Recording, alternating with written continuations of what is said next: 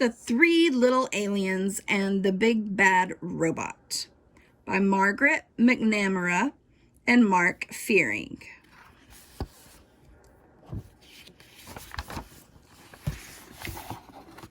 Mercury, Venus, Earth, Mars, Jupiter, Saturn, Uranus, Neptune.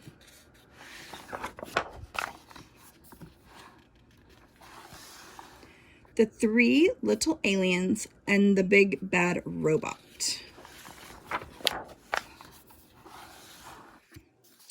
Once there was a mama alien who had three little aliens. They were called Bork, Gork, and Nuckalukwazzes.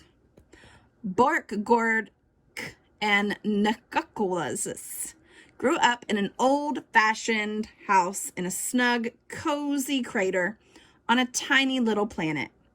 As the eons passed, their house got too crowded.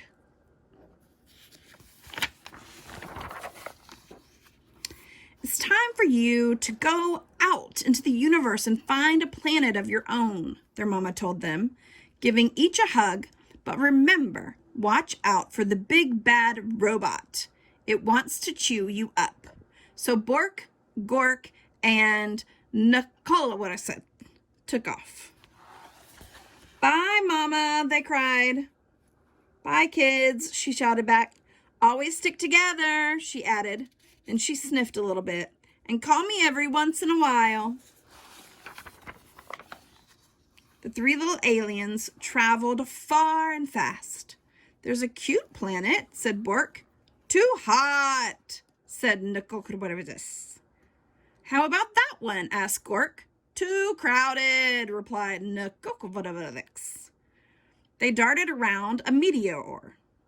Are we there yet, asked Bork. Just past the next bend, a big planet swirling with dust loomed into view. Bork spotted a shiny space rover zipping around its mountains and plains. Awesome, she said. I'm going to live in that. Ma said to stick together, called Nuckalukwazzes, but Bork had already zipped too far away to hear. Nuckalukwazzes and Gork traveled on. Nuckalukwazzes didn't like the looks of the next planet either. Nowhere to breathe, he gasped. Picky, picky, Gork said. Then just ahead, he spied a giant planet with a huge golden rings around it. He jumped on a passing satellite and caught a ride on a ring. Whee! He squealed. This is what I call home. We can't live on a ring that goes around in circles, yelled Nuckalukwazzes. We'll get dizzy. But Gork wasn't paying any attention. Now Nuckalukwazzes was all alone. He traveled deeper and deeper into space until he spotted a massive blue planet far out in the galaxy. It had 13 moons and refreshing breezes. This faraway place is where I'll build my home, he said. It will be safe from the big bad robot.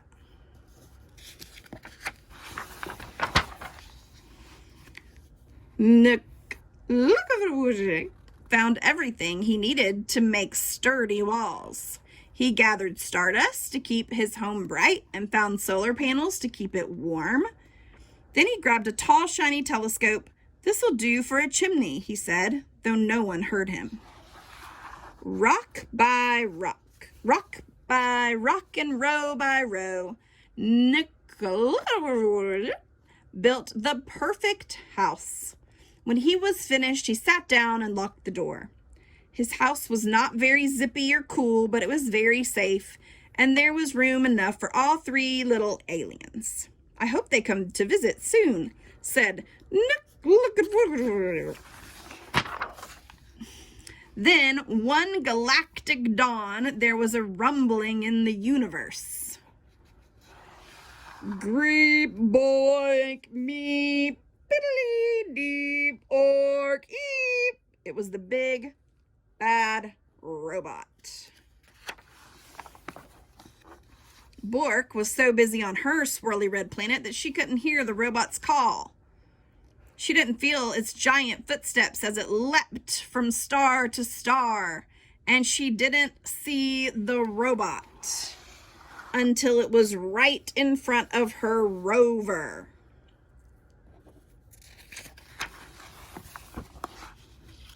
Little alien, beeped the robot. Pull over, pull over. Not by the wheels of my trusty space rover, cried Bork bravely. Then I'll crack and smack and whack your house down, meeped the robot. And just like that, the robot cracked and smacked and whacked Bork's shiny rover into 100 pieces. Creep, boink, meek, beedly, deep, ork, eep, eep. As fast as the speed of sound, Bork jetted away, the robot close behind her. Just as the robot was about to eat her up, she spotted Gork's satellite house. Gork, Gork, help me, she cried. But Gork was having so much fun surfing on the rings of his giant planet that he didn't hear Bork's cries. He didn't see the robot chomping on comets and ripping down black holes until the big bad robot caught Gork's satellite in his huge metal claw. Little alien, it broinked. Come out of hiding. Not by the orbit of this ring I'm riding, cried Gork stoutly. Then I will shatter and clatter and scatter your house down, groiked the robot. And before Gork could fly beneath the radar, that robot chattered and scattered and shattered Gork's satellite into 1,000 pieces. Greep, boing, ork, neep, deep, piddly, eep, eep, eep.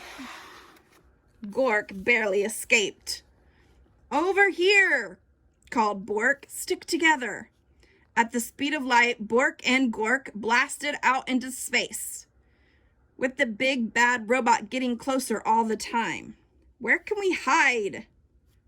Asked Gork. Let's find Nook-a-look-a-wilderness, cried Bork. He'll know what to do. Nook-a-look-a-wilderness had heard the robot's roar. He had seen what was going on with his brother and sister through his telescope, and he was ready. He flashed his solar panels halfway across the universe. There he is, cried Bork and Gork. They zoomed to house as fast as a hurtling asteroid. Get inside, cried Nick. Look at a wizard. No time to waste. No sooner had Bork and Gork slammed Nick. Look at a wizard. Solid space rock door. Then they heard the robot rumbling. Little alien, he queaked. Let me come in. Not by the slime on my chinny chin chin, cried Nick. Then I will smack and crack and whack your house down, zeeped the robot. The big bad robot bashed and crashed strong, solid house. Nothing happened. Then it pounded and smashed really hard, not a crack. Then it loaded up its triple blaster and zapped that house, but good. That house would not fall down. So the robot forced its way into the little alien's house, right down the chimney. The aliens covered their ears and waited for the robot to chomp them up.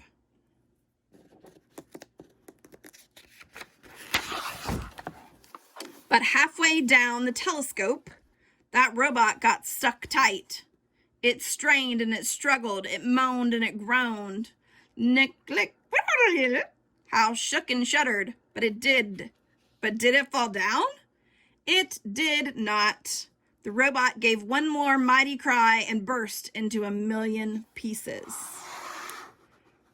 Cool, said Bork. Awesome, said Gork. Just as I planned, said Nick. There's just one thing missing, said Bork. Phone home, said Gork. So Nick did. Ma, he said, we have the coziest house in the galaxy. Won't you come over and tuck us in? And she did.